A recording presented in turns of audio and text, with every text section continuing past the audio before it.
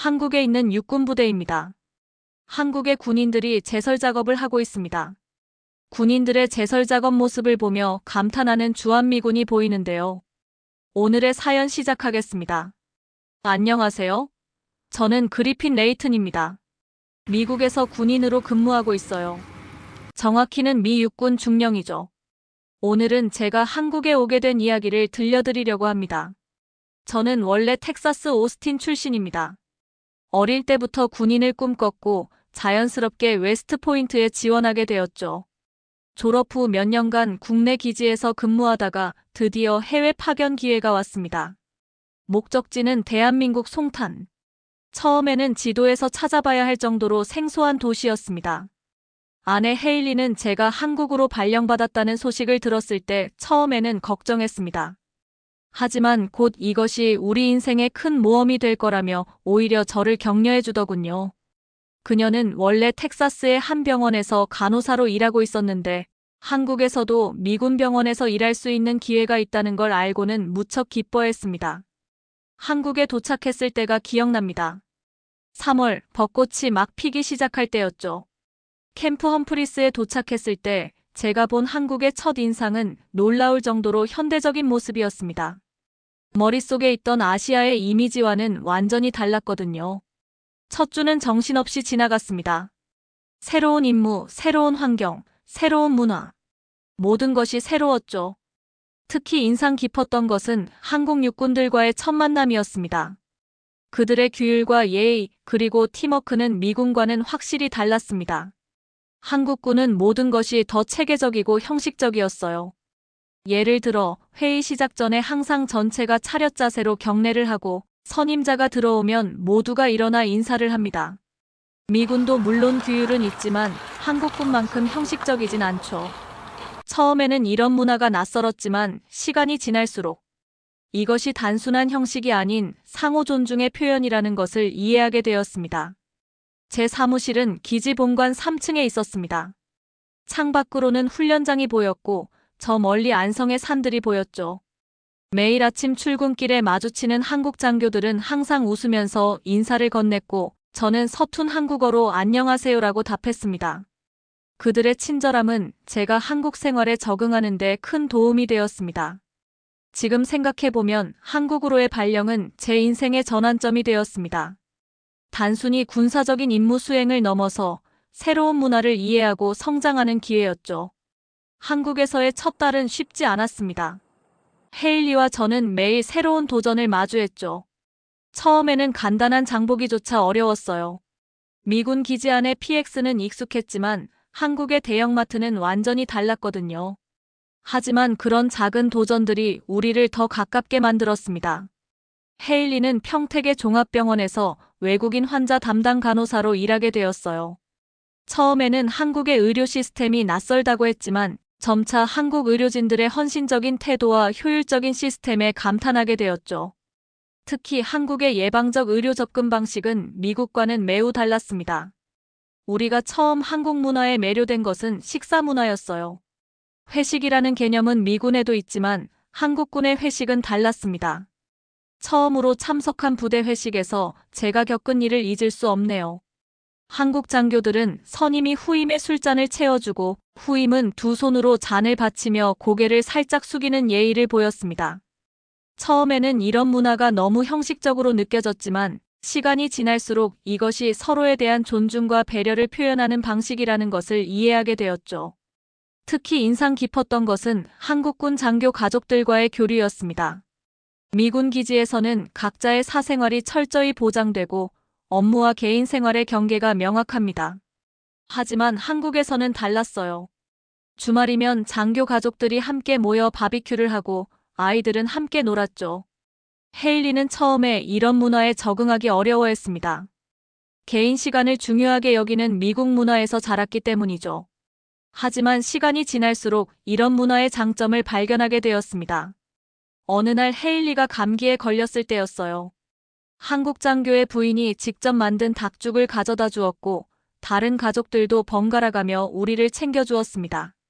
미국이었다면 상상할 수 없는 일이었죠. 부대 생활에서도 새로운 것을 배웠습니다. 미군은 개인의 성과와 능력을 중시하는 반면 한국군은 단체의 화합과 조화를 더 중요하게 여겼어요. 처음에는 이런 차이 때문에 업무 스타일을 맞추는데 어려움을 겪었지만 점차 두 문화의 장점을 조화롭게 받아들이는 방법을 배웠습니다. 주말이면 헤일리와 저는 한국의 여러 곳을 여행했습니다. 서울의 현대적인 거리부터 경주의 고궁까지 매번 새로운 발견을 했죠. 특히 한국의 사계절은 우리에게 큰 즐거움이었습니다. 텍사스에서는 경험할 수 없었던 선명한 계절의 변화가 매일매일을 특별하게 만들었어요. 특히 첫 겨울은 잊을 수 없습니다. 어느 날 아침 큰 눈이 내렸을 때였죠. 한국 군인들의 제설 작업을 처음 목격했을 때의 충격을 잊을 수 없습니다. 그날 밤 갑자기 폭설이 내렸는데 새벽 4시부터 한국 군인들이 움직이기 시작했어요. 제가 놀란 것은 그들의 움직임이었습니다. 마치 오랜 시간 연습해온 무용수들처럼 100여 명의 군인들이 완벽한 조화를 이루며 움직였거든요. 선발대가 먼저 나와 구역을 나누고 각 구역별로 배치된 팀들이 마치 하나의 생명체처럼 움직였습니다. 삽을 든 인원들이 앞줄에서 눈을 치우면 뒤에서는 소금을 뿌리고 또 그 뒤에서는 눈을 실어 나르는 트럭이 대기하고 있었죠.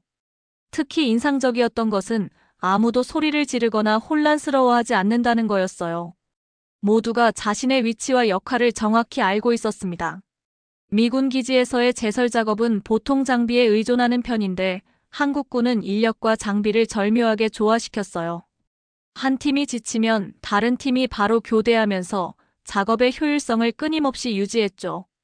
그들의 움직임은 마치 정교한 시계의 톱니바퀴 같았습니다. 가장 놀라웠던 것은 다음날 아침이었어요. 30cm가 넘는 폭설이 내렸는데도 마치 눈이 전혀 오지 않은 것처럼 도로가 깨끗했습니다. 심지어 보도블록 사이사이까지 깔끔하게 처리되어 있더군요. 이런 완벽주의적인 접근은 분명 미군과는 다른 것이었습니다. 한국에 지낼수록 더 이상 한국이 낯설지 않습니다. 오히려 이곳은 우리의 두 번째 고향이 되어가고 있어요. 한국 생활이 1년째 접어들 무렵 우리에게 기쁜 소식이 찾아왔습니다. 헤일리가 임신한 거예요. 처음 임신 사실을 알았을 때 우리는 미국으로 돌아가는 것을 고민했습니다. 하지만 헤일리가 근무하는 병원의 한국 동료들이 한국의 출산 시스템을 강력히 추천했어요. 특히 산후조리원이라는 곳에 대해 이야기해 주었죠. 처음 산후조리원이라는 개념을 들었을 때는 이해하기 어려웠습니다. 미국에서는 출산 후 바로 집으로 돌아가는 것이 일반적이거든요. 산모와 아기가 2주 동안이나 특별한 시설에서 지내며 관리를 받는다는 것이 낯설었죠. 하지만 헤일리는 간호사로서 이 시스템에 관심을 보였습니다. 임신 기간 동안 한국의 의료 시스템은 우리를 놀라게 했어요. 정기검진마다 받는 초음파 검사, 세세한 건강관리, 영양 상담까지. 미국의 병원과는 확연히 달랐습니다. 부대에서도 많은 배려를 해주었어요.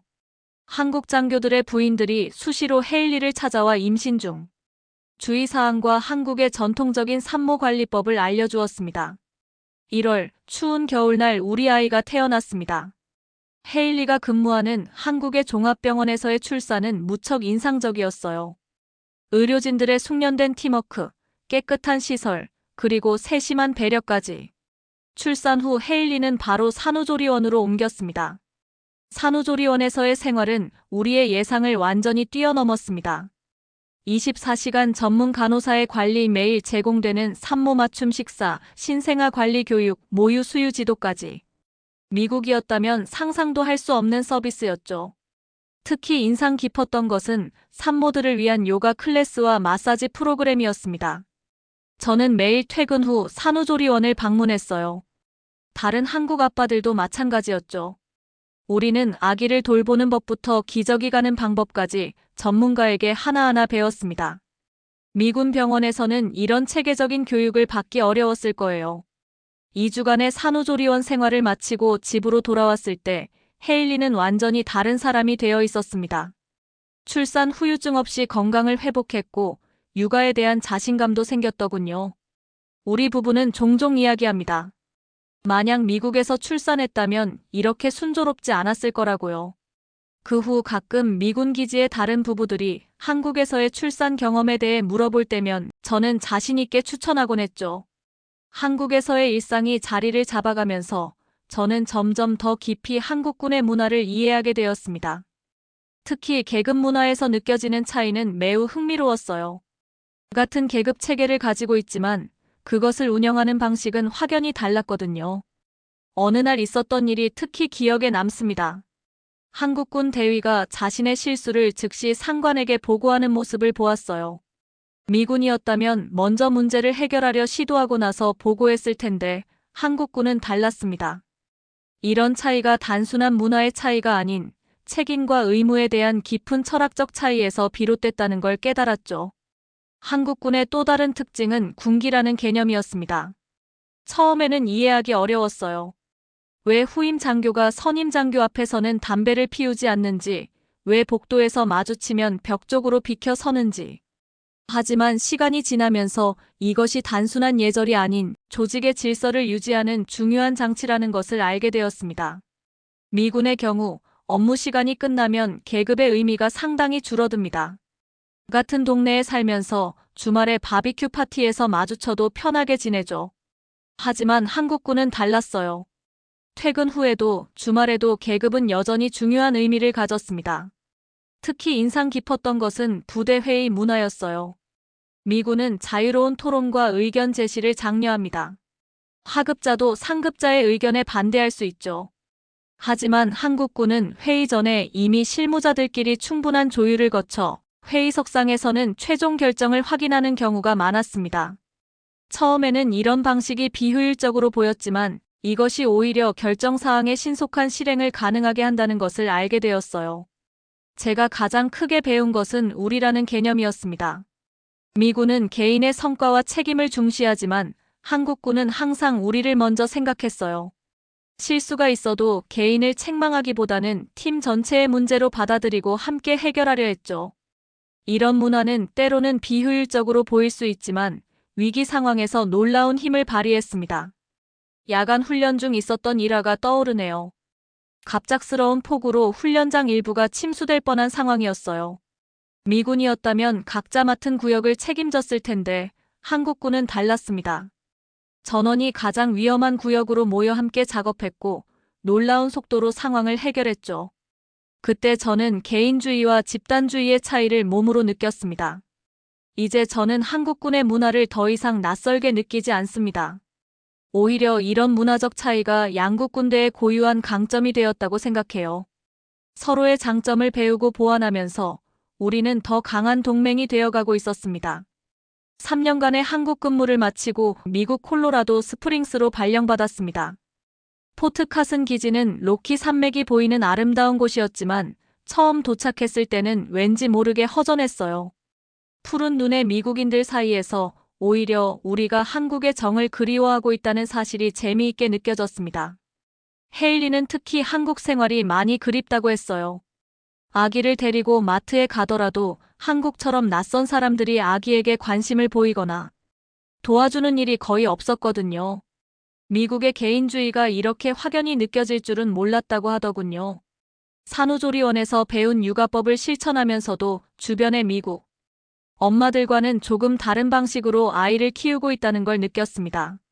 제 경우는 업무 방식에서 큰 변화를 겪었어요. 한국에서 배운 우리라는 개념을 미군 부대에 적용하려 노력했습니다. 예를 들어 부대원들의 개인 사정을 더 세심하게 살피고 팀워크를 강조하는 방식으로 리더십을 발휘했죠. 처음에는 다들 의아해했지만 점차 이런 방식이 부대의 분위기를 긍정적으로 바꾸어 놓았습니다. 특히 기억에 남는 건 신임 부대원 교육 때의 일이에요.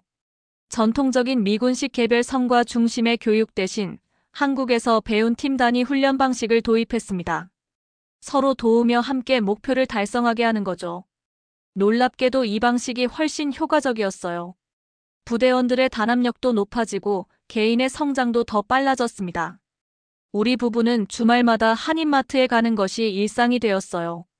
그곳에서 만난 한인 가정들과 교류하면서 우리는 마치 작은 한국을 만난 것 같은 기분을 느꼈습니다. 김치와 고추장을 사면서 한국에서의 추억을 이야기하는 시간이 특별했죠. 심지어 우리 아이는 한국 이유식을 더 좋아하게 되었어요. 부대에서는 제가 한국 전문가가 되었습니다. 한국군과의 연합훈련이 있을 때면 항상 저를 찾았고, 저는 두 나라의 문화적 차이를 이해하고 조율하는 역할을 맡게 되었죠. 한국에서의 경험이 이렇게 소중한 자산이 될 줄은 몰랐습니다. 가끔은 한국의 회식 문화가 그립기도 해요. 미군 부대의 회식은 대부분 간단한 맥주와 피자로 끝나지만 저는 종종 부대원들을 한국 식당으로 데려갔습니다. 삼겹살을 구워가며 서로의 이야기를 나누는 시간은 마치 한국에서의 그 시절로 돌아간 것 같은 기분을 주었죠. 이제 우리 가족은 두 문화 사이에서 새로운 균형을 찾아가고 있습니다. 미국의 개인주의와 한국의 공동체 의식, 이 두 가지를 조화롭게 받아들이면서요. 한국에서 보낸 3년의 시간은 단순한 해외 근무가 아닌 우리 인생의 전환점이 되었습니다. 우리 딸 에이미가 2살이 되었을 때 육아에 대한 새로운 고민이 시작되었습니다. 한국에서 배운 육아 방식과 미국의 전통적인 육아 방식 사이에서 어떤 선택을 해야 할지, 그것이 우리의 가장 큰 숙제였죠. 한 가지 확실했던 건 한국에서의 경험이 우리의 육아관을 완전히 바꾸어 놓았다는 사실입니다. 헤일리는 특히 한국의 엄마들에게서 배운 것들을 적극적으로 실천했어요. 이유식을 만들 때도 한국식으로 재료를 고르고 아기 마사지도 산후조리원에서 배운 대로 했죠. 미국의 다른 엄마들은 헤일리의 육아 방식이 너무 꼼꼼하다고 했지만 그녀는 확신이 있었습니다. 우리 부대의 다른 부부들도 점차 우리의 육아 방식에 관심을 보이기 시작했어요. 특히 한국식 이유식에 대한 관심이 컸죠. 헤일리가 부대 내 육아 모임에서 한국의 이유식 레시피를 공유하면서 작은 문화 교류가 시작되었습니다. 심지어 몇몇 가정은 우리처럼 한인마트에서 장을 보기 시작했어요. 에이미는 두 문화의 장점을 자연스럽게 흡수하며 자라고 있었습니다. 미국의 또래들처럼 자신의 의견을 당당히 표현하면서도 한국에서 배운 공동체 의식도 가지고 있었죠. 어린이집에서는 간식을 친구들과 나누어 먹는 것을 좋아했고 선생님께는 한국에서 배운 대로 공손하게 인사를 했습니다. 특별했던 것은 에이미의 식습관이었어요. 미국 음식만 좋아할 거라고 생각했는데 오히려 밥과 된장국을 즐기더군요. 우리 부부는 이런 에이미를 보며 문화의 경계란 어쩌면 어른들이 만든 것일 수도 있다는 생각을 했습니다. 부대 내에서도 변화가 있었어요. 제가 지휘하는 부대원들 사이에서 한국식 문화가 조금씩 스며들기 시작했죠. 예를 들어 누군가 힘든 일이 있으면 팀 전체가 나서서 돕는 문화가 자리 잡았습니다. 회식 때도 서로를 배려하는 한국의 정서가 자연스럽게 녹아들었어요. 가장 큰 변화는 아마도 우리 부부의 가치관이었을 겁니다. 미국의 개인주의와 한국의 공동체 의식 사이에서 우리는 새로운 균형점을 찾아가고 있었어요. 예를 들어 에이미의 교육에서도 개인의 자유와 책임을 강조하면서도 공동체 속에서의 역할도 중요하게 가르쳤습니다. 주말이면 우리는 종종 한인문화센터에 가곤 했어요. 그곳에서 에이미는 한국의 전통 놀이도 배우고 다른 한국계 미국인 아이들과도 어울렸습니다. 우리 부부는 이런 모습을 보며 문화적 다양성이 우리 아이에게 주는 선물이 얼마나 큰지 깨달았습니다. 이제 우리는 더 이상 두 문화 사이에서 고민하지 않습니다. 오히려 이 둘의 조화를 통해 더 풍요로운 삶을 만들어가고 있다고 느끼죠. 에이미가 자라면서 어떤 가치관을 가지게 될지 모르지만 적어도 그녀는 세상을 더 넓은 시각으로 바라볼 수 있을 거라고 믿었습니다. 콜로라도에서의 평화로운 일상이 이어지던 어느 날 예상치 못한 소식을 받았습니다. 중동 지역으로의 6개월 파병 명령이었어요. 에이미가 3살이 되던 해였죠. 헤일리의 얼굴이 창백해지던 순간이 아직도 선명합니다. 파병 소식을 들은 후 우리 가족은 처음으로 큰 위기를 맞았습니다. 헤일리는 혼자서 아이를 키워야 한다는 부담감에 눌렸고 저는 가족을 남겨두고 떠나야 한다는 사실이 괴로웠죠. 하지만 그때 한국에서의 경험이 우리에게 큰 도움이 되었습니다. 파병을 준비하면서 우리는 한국의 군인 가족들이 했던 것처럼 세세한 계획을 세웠어요. 화상 통화 시간을 정하고 에이미의 양육 계획을 꼼꼼히 논의했죠. 헤일리는 한국의 엄마들에게서 배운 육아 노하우를 기록해 두었고 저는 부재 중에도 아이와의 유대감을 유지할 방법을 찾았습니다. 중동에 도착한 후 저는 한국에서 배운 리더십을 적용하기 시작했어요. 개인의 성과보다는 팀워크를 강조했고 부대원들의 고민을 더 세심하게 들었습니다. 놀랍게도 이런 접근 방식이 긴장감 가득한 중동 지역에서 더욱 효과적이었어요. 그 사이 에이미도 많이 성장했어요. 귀국 후 우리는 이전과는 다른 가족이 되어 있었습니다. 위기를 함께 극복하면서 우리는 진정한 우리의 의미를 깨달았어요. 한국에서 배운 가치들이 단순한 문화적 경험을 넘어 우리 가족을 지켜준 소중한 자산이 되었다는 걸 깊이 느꼈습니다. 중동에서의 파병을 마치고 1년이 지났을 때 뜻밖의 제안을 받았습니다. 한국으로의 재파견 기회였어요. 이번에는 평택 캠프 험프리스의 연합군 지휘부에서 일하게 될 거라고 했습니다. 헤일리와 에이미의 눈이 반짝였던 게 기억나네요. 결정하는 데는 오래 걸리지 않았습니다. 우리 가족에게 한국은 이미 제2의 고향 같은 곳이었으니까요. 특히 에이미가 4살이 되어 이제는 더 많은 것을 경험하고 기억할 수 있는 나이라는 점이 좋았습니다. 한국에 돌아왔을 때 모든 것이 달라 보였어요.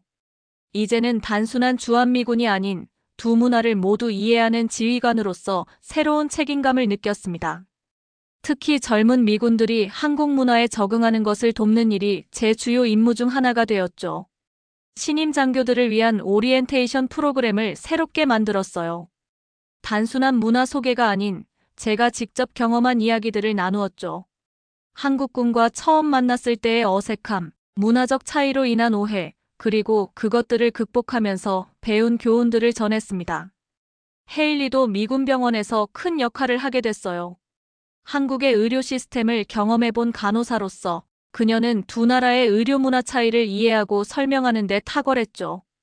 특히 임신한 미군 가족들에게 한국의 병원과 산후조리 문화까지 소개하는 일을 즐겁게 했습니다. 에이미는 이제 한국어 유치원에 다니기 시작했어요. 처음에는 걱정했지만 아이들과 어울리는 건 언어가 필요 없더군요. 오히려 에이미는 또래 아이들과 어울리면서 자연스럽게 한국어를 배워갔고 한국 친구들은 에이미에게 영어를 배웠습니다. 부대 내에서는 작은 변화들이 일어났어요. 한미연합훈련 때면 이제 문화적 차이로 인한 마찰이 거의 없었습니다. 가장 보람 있었던 순간은 한 젊은 미군 부부가 찾아와 고맙다고 했을 때였어요. 그들은 제 조언대로 한국식 육아 방식을 시도해 보았고 그 결과에 무척 만족했다고 했습니다. 특히 산후조리원에서의 경험은 그들의 인생을 바꾸어 놓았다고 하더군요. 우리 가족의 한국 이야기는 아직 끝나지 않은 것 같습니다. 오히려 이제 새로운 시작된 것처럼 느껴집니다. 오늘 사연은 여기까지입니다. 한국에 다시 찾은 그리피님, 한국에서의 특별한 시간 만들어 가셨으면 좋겠습니다. 한미동맹은 앞으로도 더욱 굳건한 관계로 지속되길 바랍니다. 사연이 마음에 드셨다면 좋아요와 구독 부탁드립니다. 감동포착 시청해주셔서 진심으로 감사합니다.